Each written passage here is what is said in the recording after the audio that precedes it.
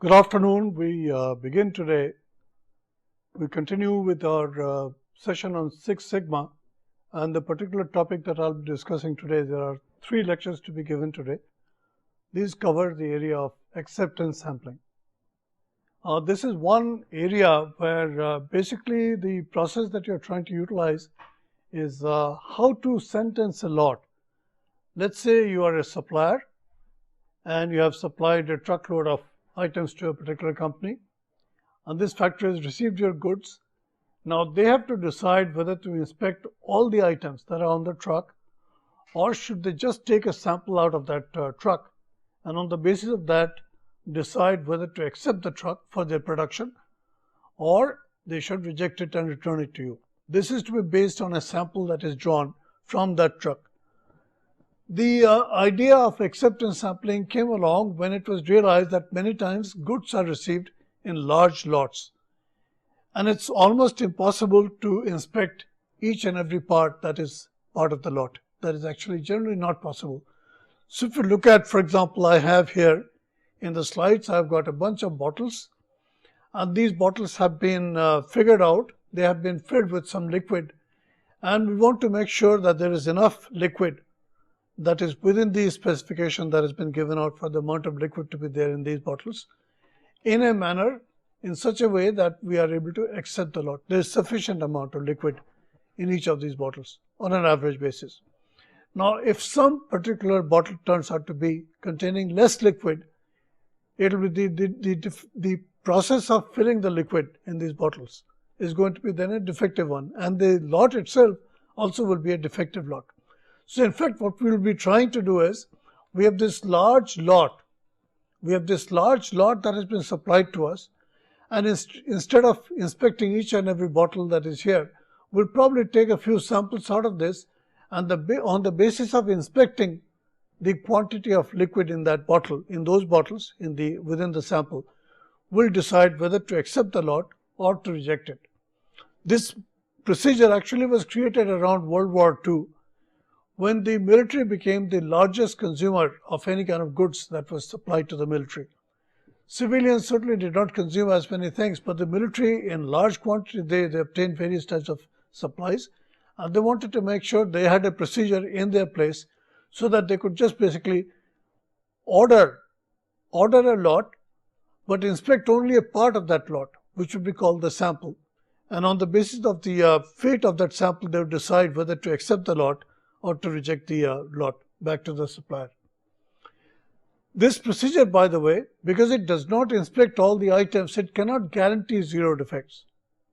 There will be a few items that might sneak in because you're really not inspecting all the items. Each and every one of them you're not inspecting. Therefore, this procedure, the acceptance sampling procedure, is not consistent with the objective of zero defect. That's something we've got to remember.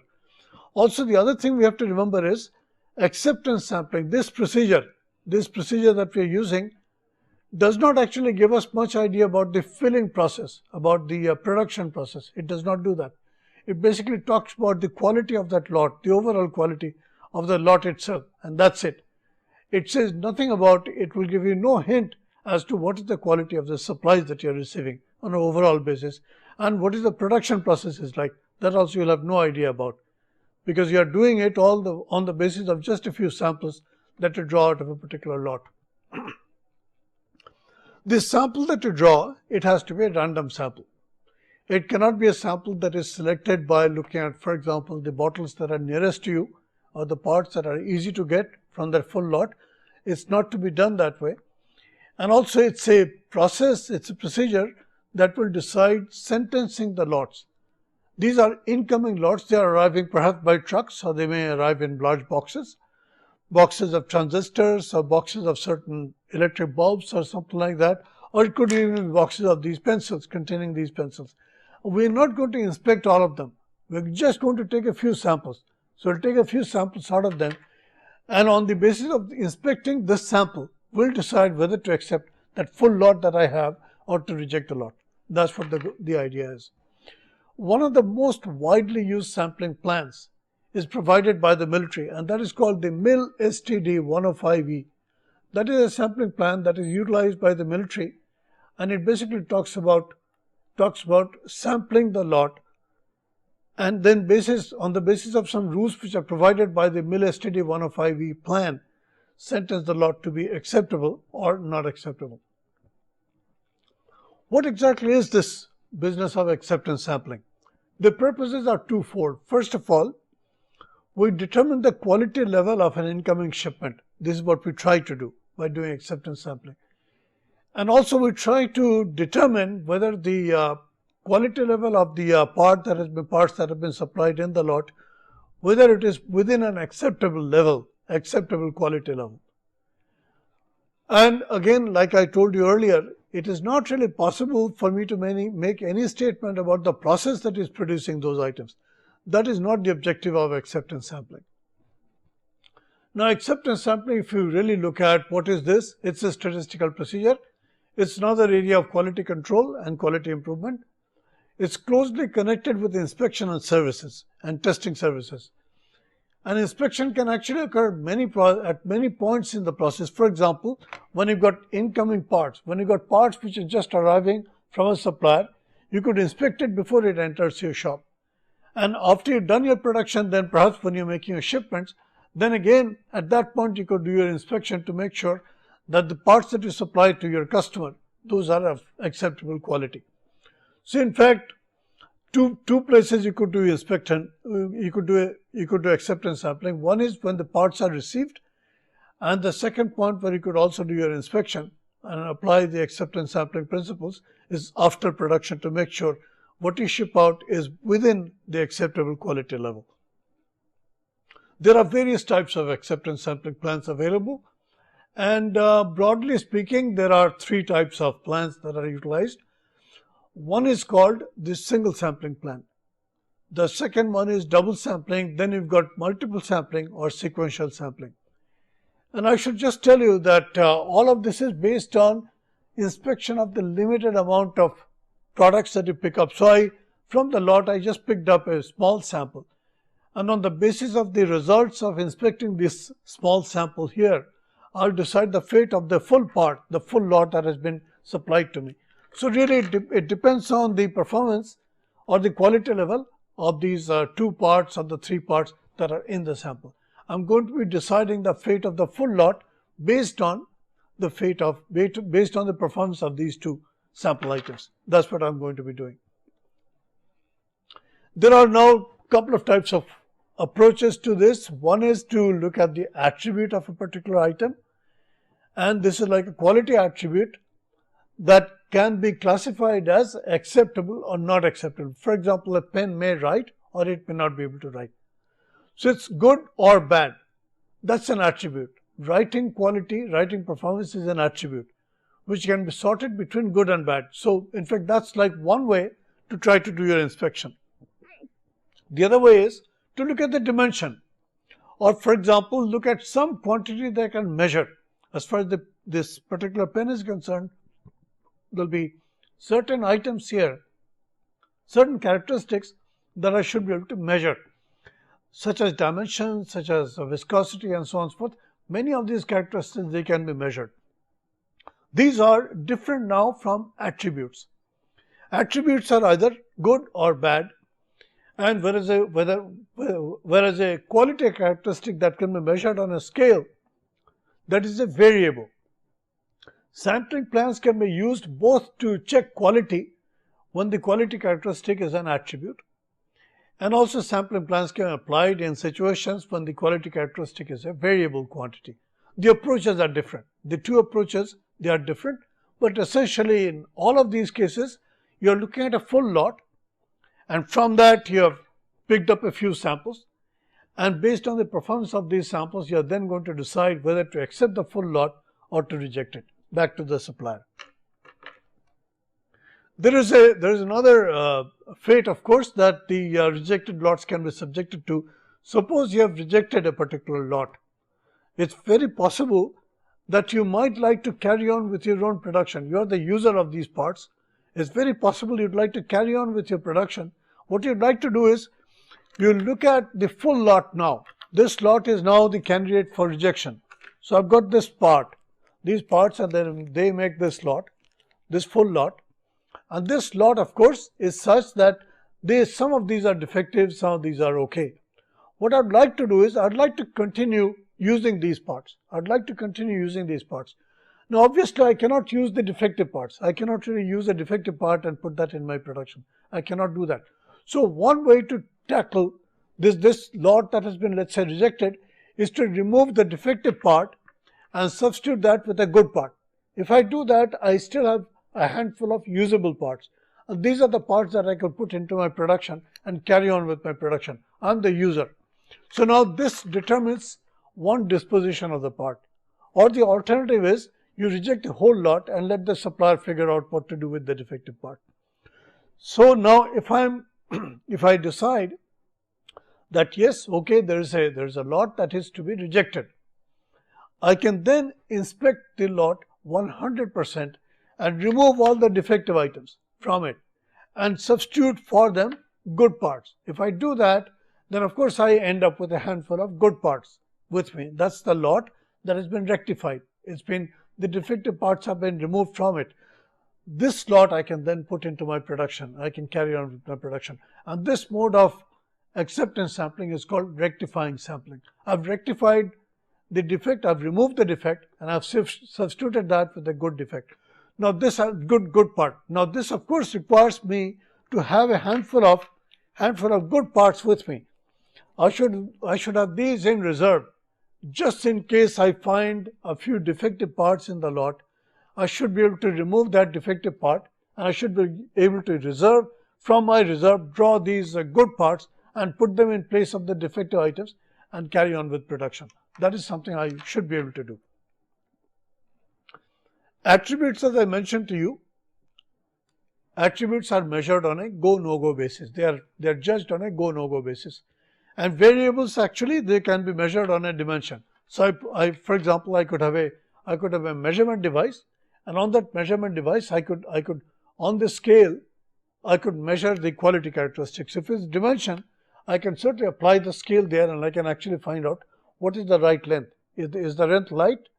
Is the length okay? If it is not okay, of course, then of course I do that. So what I'm doing is, I'm measuring the characteristic, which in this case turns out to be the length of the bar that I have there, the length of the bar, and I measure that using my scale. In this case, I've got a variable characteristic, and I'm measuring with a measuring device.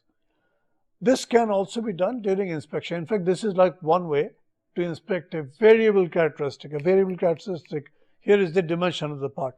That can be measured with a particular gauge. That could be done. So there are two ways now to evaluate characteristics. One is to apply a go-no-go gauge. And this is how I evaluate attributes, which are basically, they can be classified into an acceptable quality level or a rejectable quality level. And this is done on a go-no-go basis. On the other hand, I could also have dimensions, and those dimensions can be measured using a scale. And then I could really have a variable characteristic that can be measured by using a gauge. The scale here is a gauge that can measure that attribute. Why don't we use 100% inspection? Why do we have to draw a sample and so on and so forth? Well, there are a couple of reasons. One reason is, if you try to do 100% inspection, you're going to be inspecting a whole lot of items. And there are a couple of things that can go wrong. If you actually try to inspect all the items, A, it is going to cost you a lot of money. And B, it's also very possible that you'll make some mistakes. If you're trying to do 100% inspection, you might make some mistakes in inspection itself. So in fact, that is like, these are a couple of reasons why one should not try to attempt 100% inspection, except for critical characteristics. Like for example, if there's an electrical component, if there's some chance of this guy having a critical defect, if it can give a shock to the user, then of course I've got to inspect 100% of these items. So unless the characteristic is critical, I can generally do what we call inspection on a selected basis, based on a sample. That we could do quite easily. It's also possible that when I do my inspection, I am not able to really decide whether to accept the lot or to reject the lot if I have no basis to compare that quality to something. So you got to have benchmark quality levels. What am I talking about? I have here some terms which are used in sampling. For example, there is something called AQL, which is the acceptable quality level. Acceptable quality level is that level of quality that I am willing to live with. I as a user, it's generally expressed in percent level. And generally speaking, AQL, the quality level of a lot which is at AQL level, it is all right for me to bring this into my shop and to start using those parts which are at the AQL level on the average basis.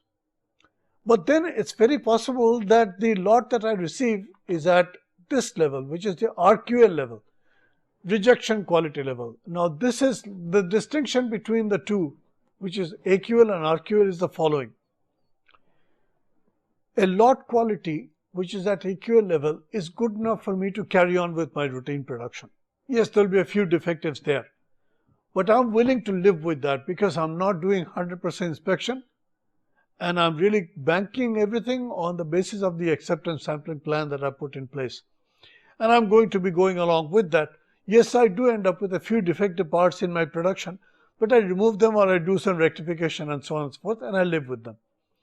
On the other hand, RQL level, the rejection quality level, is a defect level, an overall defect level in the lot, which is not acceptable to me at all. In fact, it may be very possible that if I receive a lot which is at RQL level, my production system is going to be interrupted very often, very frequently.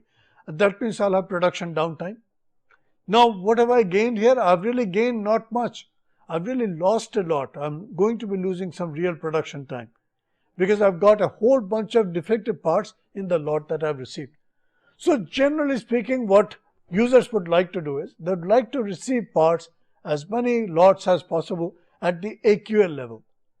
And they should try to reject as many lots as possible that arrive at the RQL level. In between, of course, there is something that is called the probability of acceptance. And we're going to be looking into this as we go into our further down in this study there. Let's take a look at a couple of other things. One is, suppose my parts have been received. Suppose my lot has been received at the RQL level, which is also called LTPD, lot tolerance percent defective.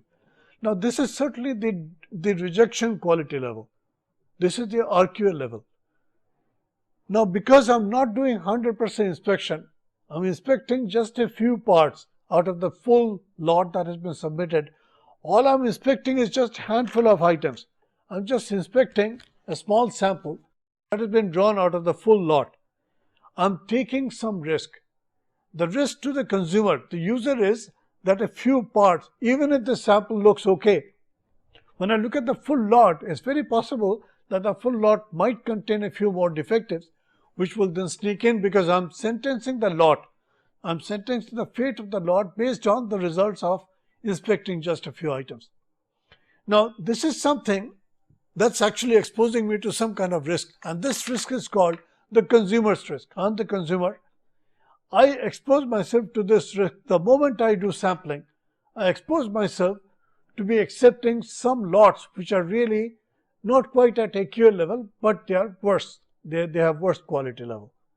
That's actually a consumer's loss.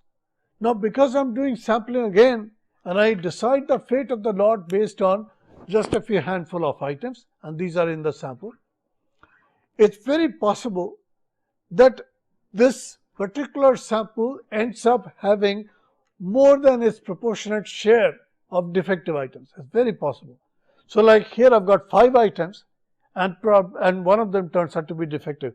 If there's one defective out of 5 items, that's a pretty high level of defectives. But this could just be due to a chance. Now what will I do? My sampling rule is going to tell me the moment you find one defective item in 5 that you've sampled, reject the full lot. Now the overall quality of the lot may be pretty good, but by chance I ended up with this one defective item in my sample. And that's actually pretty bad news for the supplier, because the supplier says, well, I understand you're not doing 100% inspection, But the way you've set up your sampling plan, sometimes you end up looking at, perhaps by chance, defective items in the lot that you have, in the sample that you have, and you reject my lot. My lot otherwise has good quality.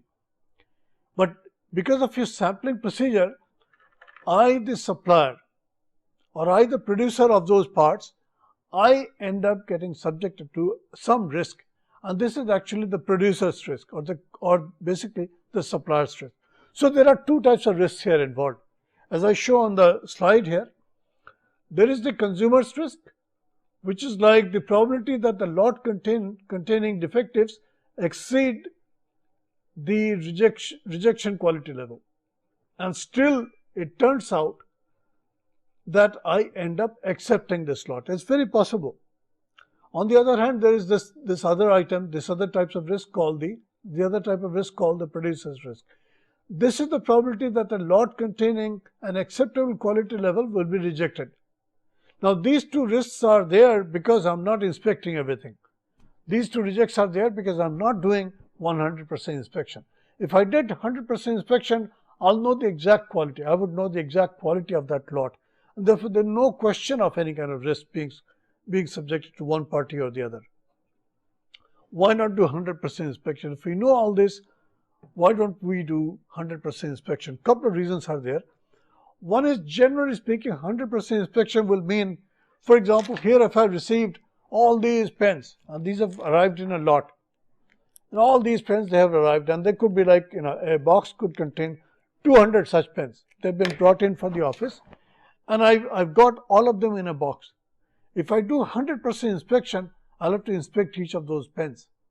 That's a lot of inspection. That's a lot of time spent on inspecting only. So that's like one reason why this kind of deal, which is like 100% inspection, it may turn out to be something that is rather expensive.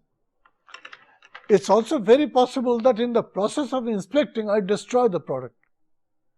Many times, if you're trying to inspect something, you end up destroying the product. If you're trying to detect the strength of this, for example, you may destroy it. And that means you're losing one good part, one decent part which was otherwise quite usable. You're going to be losing that. So this is also one other reason why you should not do 100% inspection.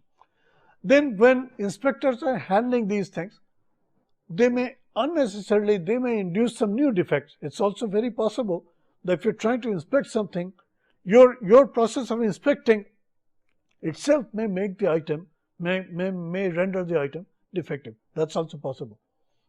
And also it's a very tedious job. So if I've got all these items to inspect, I've got a couple of hours and I've got all these different items and I must inspect all of them. My God, that's a pretty tedious job. So it's very possible I may go a little slack if I have to inspect a lot of items. So if I'm going to be using the 100% inspection scheme, my job may become very tedious, I may get tired, I may make errors and so on and so forth.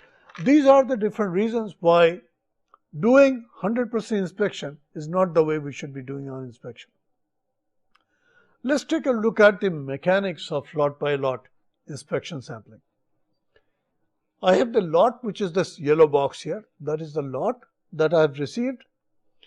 I draw out of this n items, and this little n items is basically my sample. My sampling plan tells me to pick n items and inspect them all. So the sample itself is 100% inspected. So out of the big lot, which comprised big n items, I pick small n items, I inspect them all. And then there's a control number, there's C. C is a control number. If the number of defectives in these n items exceeds C, I will reject this lot. And if the number of defectives in this sample here, if it goes only up to C but no more, I will accept the lot. And then of course, the moment I have my sample with me, I'll count the number of conforming items which are like good items, and on the basis of how many items I find to be defective, I will either accept the lot or reject the lot. So again, to go over the procedure again, I've received the full lot, which is of size n. I draw a sample of n items out of it. I have a little rule here which says if the number of defective items which are found by 100% inspection of the sample, if that number of defects, if it exceeds C, I'll reject the lot. Otherwise, I will accept the lot. That is the sampling screen there. So in fact, that is what is written out here in the statement that is down below here. Specify the plan. For a lot of size n, find little n, which is the size of your sample. Find the acceptance number or the control number, which is C. Do 100% inspection of this sample and reject the lot, reject this full lot if the number of defects found in the sample exceeds C. Otherwise, accept the lot. This is the process that will be repeated over and over every time a lot of size n is submitted. Now again, to basically define these quantities there, AQL is the acceptance quality level. It is the smallest percent of defectives that will make the lot definitely acceptable. I can live with in the long term, I can live with the AQL level of defects in the lot, that I could do that. So basically, this is the baseline requirement for the customer, for the user. Now RQL is, which is also called lot tolerance percent defective or LTPD. This is the quality level that is unacceptable to the customer. Even if one lot arrives and it passes inspection, passes the acceptance sampling process, and it gets into the customer's shop, that's going to be bad news. It's going to cause perhaps a lot of production interruptions and so on and so forth. This is not something that the customer is willing to live with.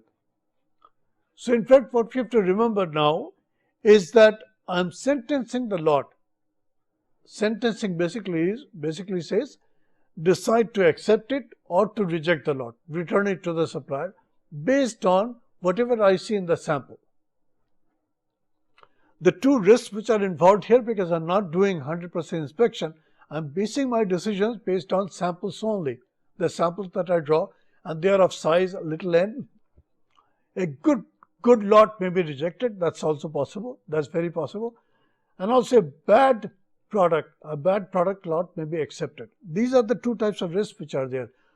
A good lot may be rejected, which is still only at AQL level of defects, and a bad lot which is generally at near the RQL level, it may be accepted.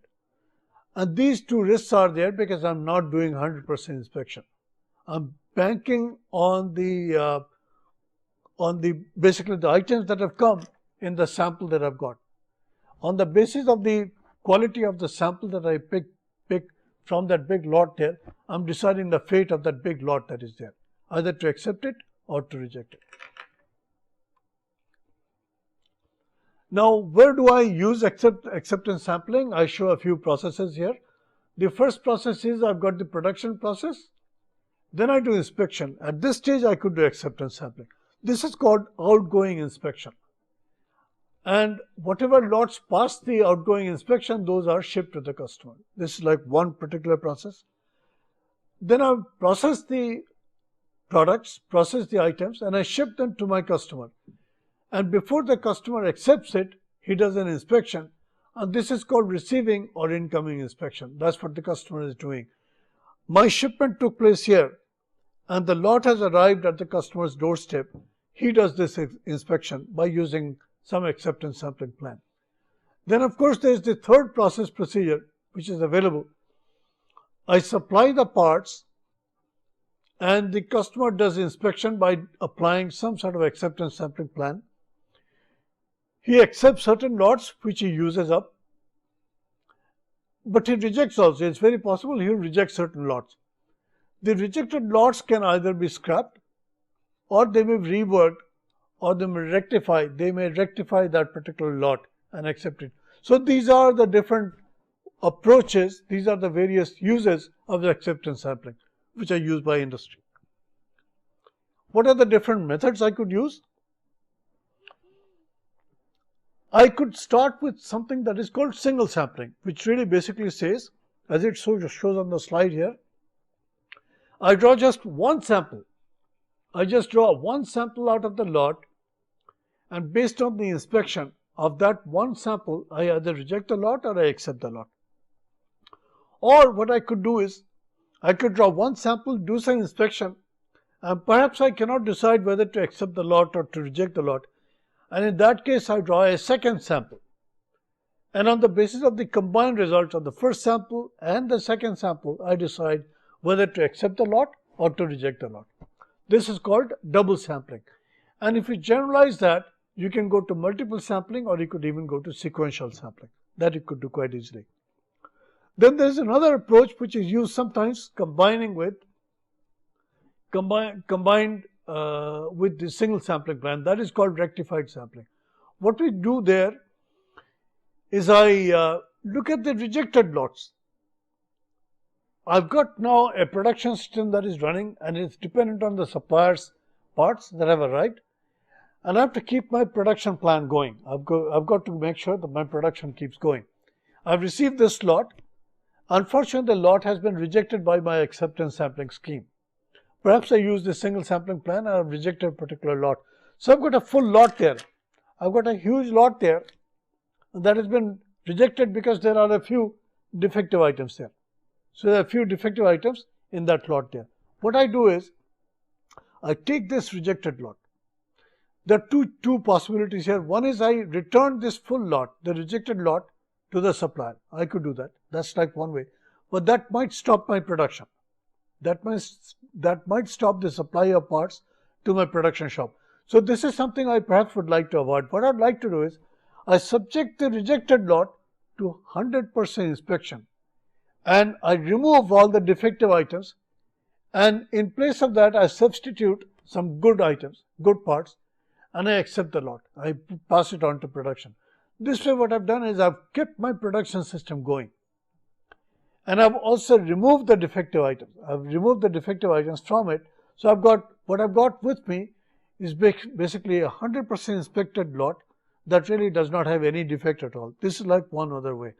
This method for applying your acceptance sampling is called rectified sampling. I'm rectifying the defective lot that is there.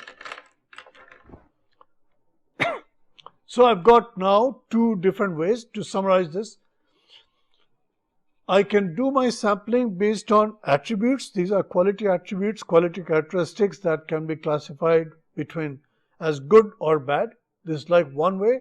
When I'm looking at attributes, I do it I do inspection, of course, and I sort items out between good items and bad items, and I do that based on some quality characteristic that I really call an attribute of that particular item. On the other hand, I could basically measure some quality characteristic of the incoming items, and those would be the moment I'm applying a measurement. The moment I'm applying a measurement to the device, I'm using some sort of a gauge and I'm trying to measure the length or diameter or something. The moment I'm trying to do that, I'm looking at a variable characteristic. And sampling can be done both using what I called the attribute sampling basis and also the variable sampling basis. Both can be done. And how am I going to be doing my inspection? I could apply the single sampling approach. I could apply the double sampling approach. I could apply the multiple sampling approach or the sequential sampling approach. I'm going to give you some details on these. And also I'm going to show you how to design these plans. Given your AQL, RQL, that is the acceptable quality level, rejection quality level, and the consumer's risk and the producer's risk, how do I combine all this information and come up with an acceptable acceptance sampling scheme, which could be a double sampling plan or a single sampling plan or perhaps a sequential sampling plan. We're going to discuss that as we move along in this lecture there. What are some of the advantages of the single sampling plan? Clearly, because the sample size is small, sample size is just one sample actually, it turns out to be less expensive. And I'm doing sampling only once, so it's less expensive. And there is less inspection involved. And it works with a single sample only. A single sample. That means I reach into the lot and I grab only one sample out of it. That's a single sample. It's very possible that I could also use double sampling, which is I use my first sample, then I reach back into the lot and I draw another sample.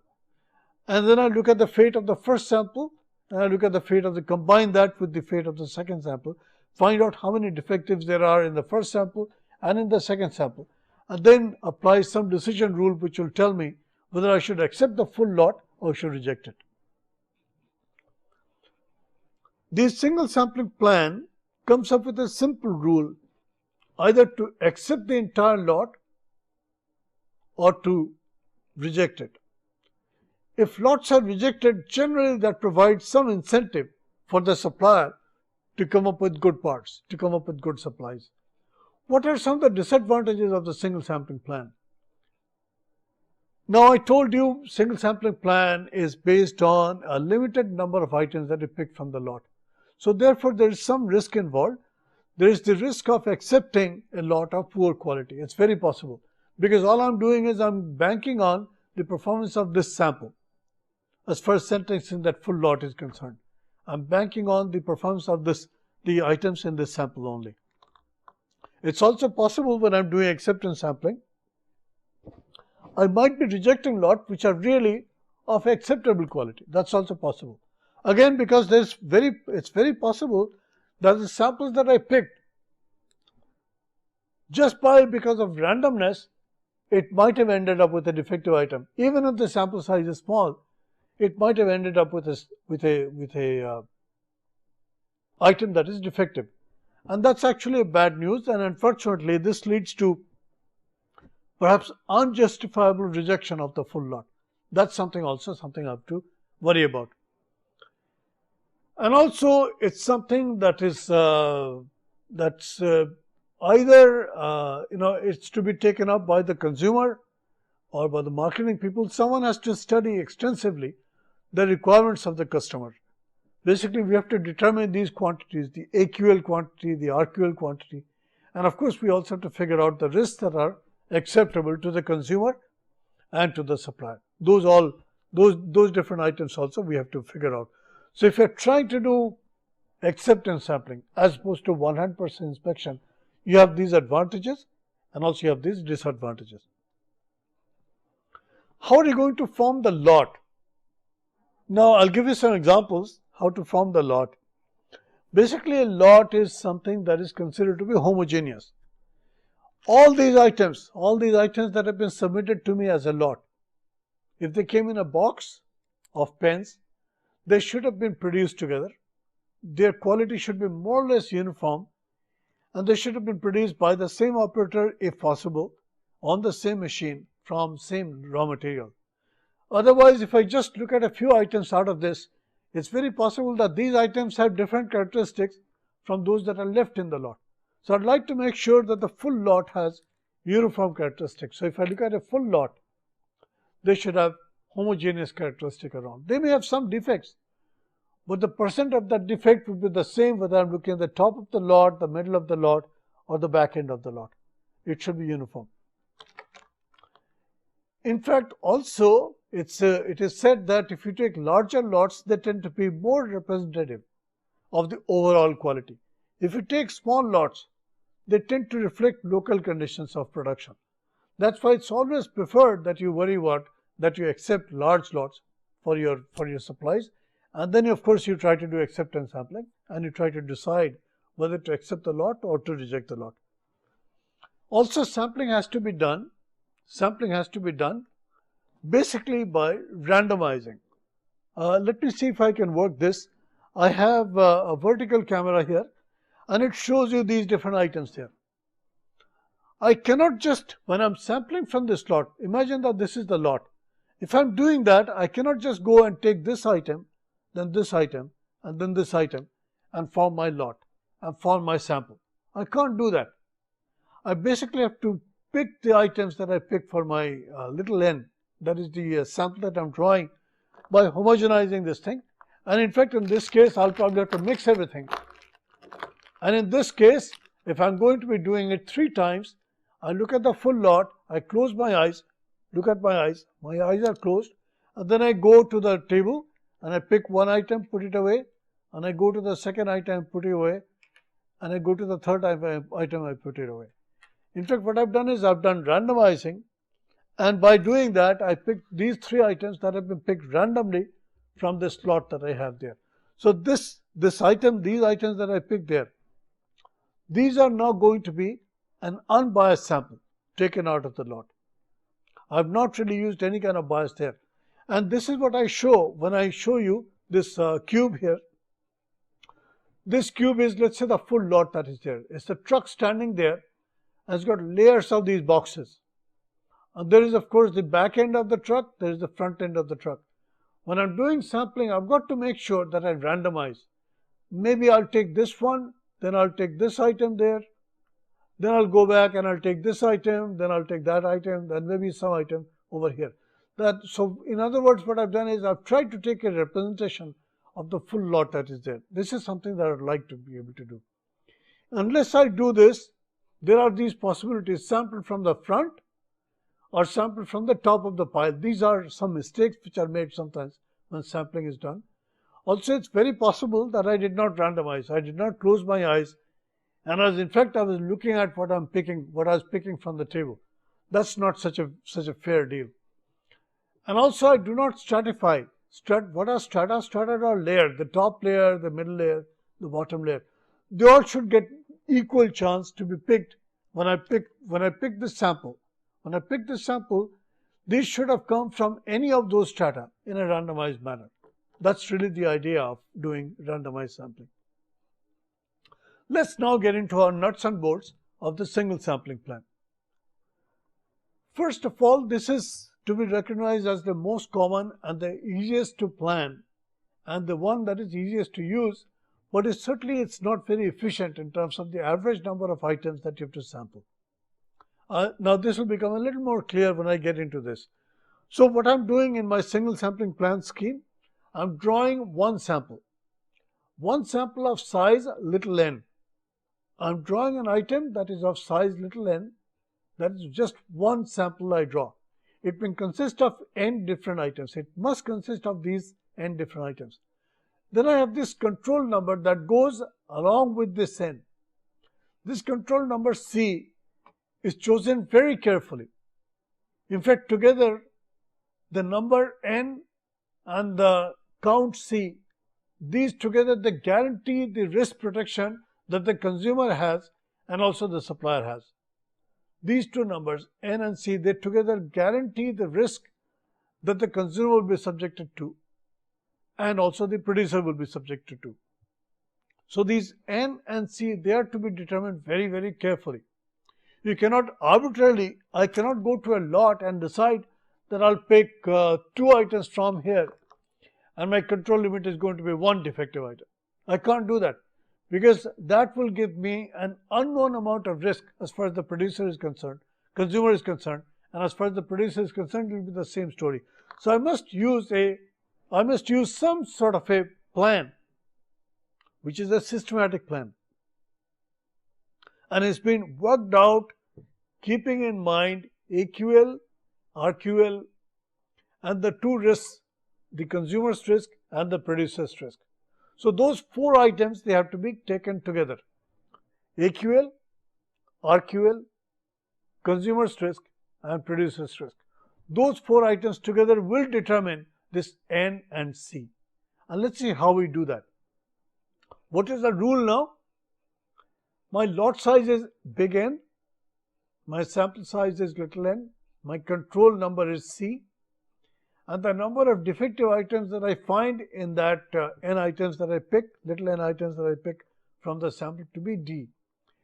The rule for rejecting or accepting the lot is as follows: if this D is less than or equal to C, accept the lot. D is the number of defective items I found in this little n items. If this D is greater than C, reject the lot. That's the rule.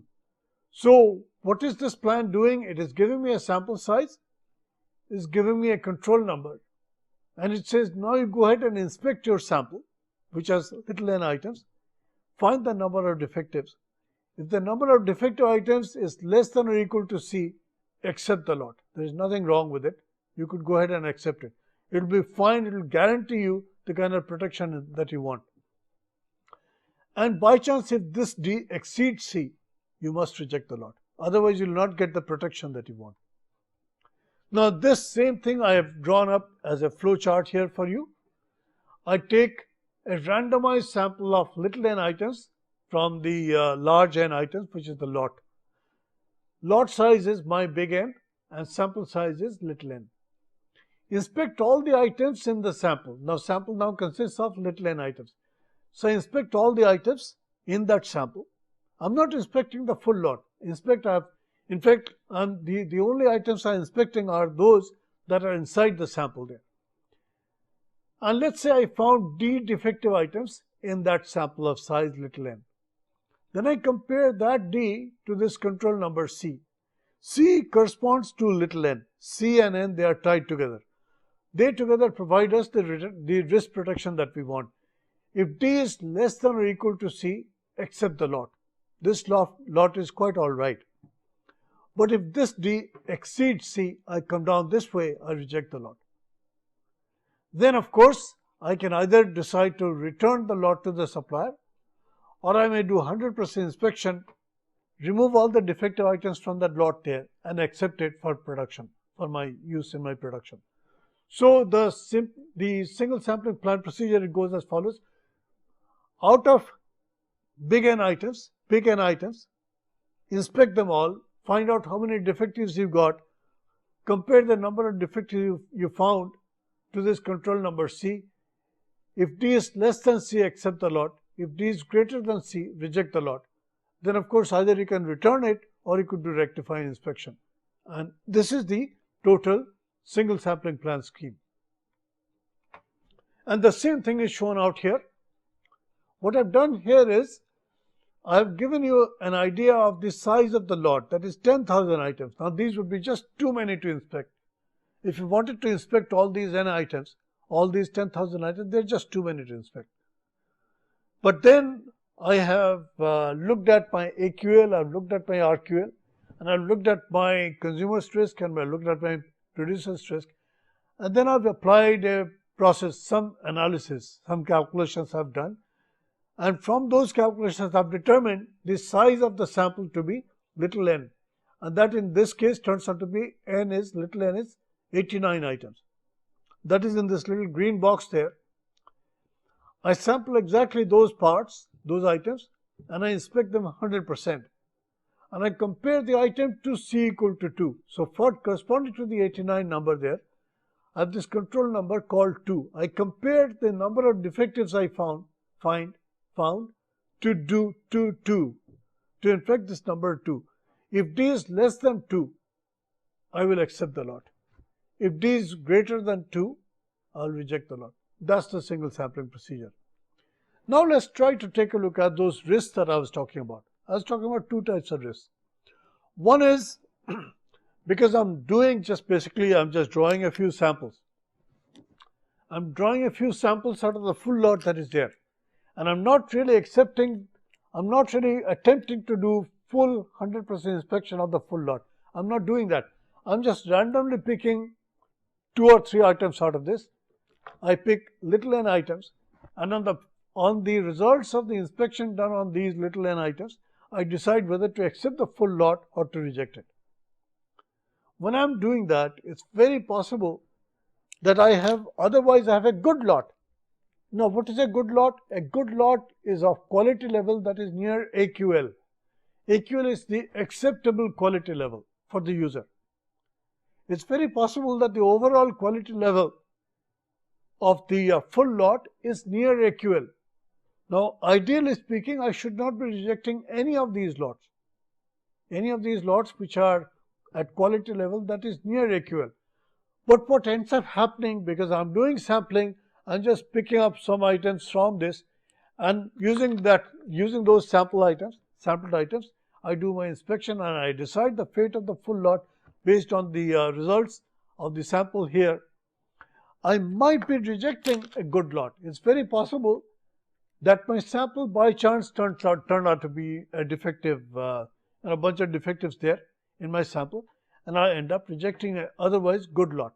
Now, this is a loss to the supplier. This is the rejection of a good lot. and this is the supplier or the producer's risk. So if you look at my screen here, alpha is the producer's risk, which is the chance of committing a type 1 error, which means the probability of rejecting a good lot which has got an average quality which is near AQL. That's the producer's risk. And generally speaking, this is kept around 5% in industry. Then of course you've got the other type of error also possible, which we call type 2 error, which is like acceptance of a bad lot. If you accept a bad lot which is generally near your RQL level is certainly a pretty high level of defects. There are high number of defectives in the when the overall lot quality is near RQL. You end up with a lot of defectives in that lot there. Those are the ones that should really be rejecting. But it's very possible, because you're only basically sampling, you're not doing 100% inspection of the lot, but you're doing just a sample. You're just drawing a sample, and based on those n items, little n items, you're deciding the fate of the full lot. It's very possible that you'll end up accepting a bad lot, a lot which has got quality level that is near what we call RQL level. RQL level is the rejection quality level. Now this is now a problem for the user. So this is what we call the consumer's risk, or beta. This is beta, or the consumer's risk, and in industry generally this is put around 10%. Now obviously there are businesses that use far more stringent standards. They use standards which are far smaller than 5%, and also sometimes they also use beta numbers which are far smaller than 10%. These are norms that are set by industry.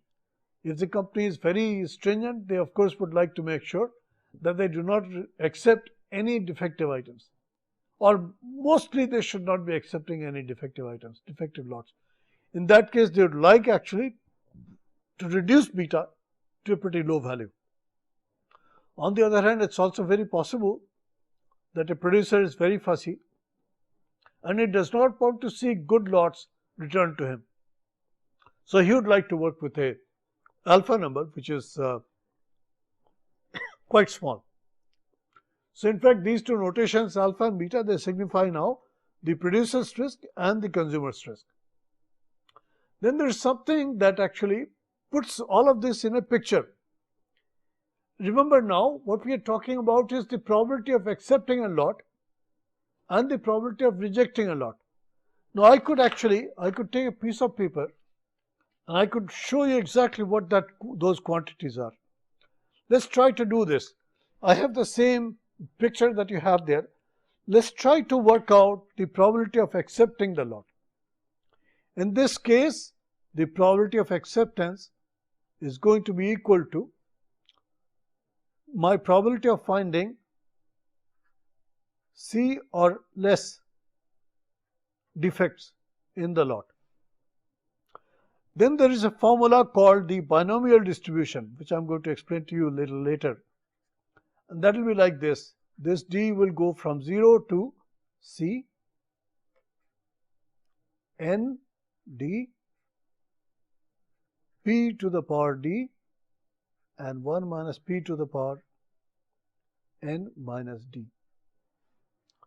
This is a little formula. Let me move this paper a little bit so you can see it all.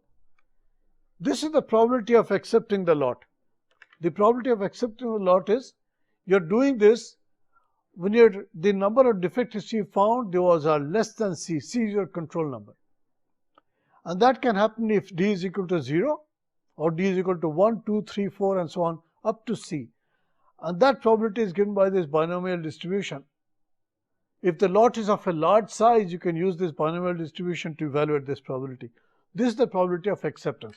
What is the probability of rejection? The probability of rejection, PR, is then going to be 1 minus PA. This is the probability of rejecting the lot. So probability of rejection is going to be 1 minus PA. This is the probability of your rejecting the lot. And in all of these things, we have assumed that the input quality is P. In all of these, we have assumed that the input quality is P. So, input quality is P. Given that input quality is P, this is the probability of accepting the lot, and this is the probability of rejecting the lot. These two are very, very important quantities, PR and PA. In fact, they determine how the overall sampling plan is going to work. And that will proceed, that will follow on with as we move into the later part of this lecture there. Thank you very much.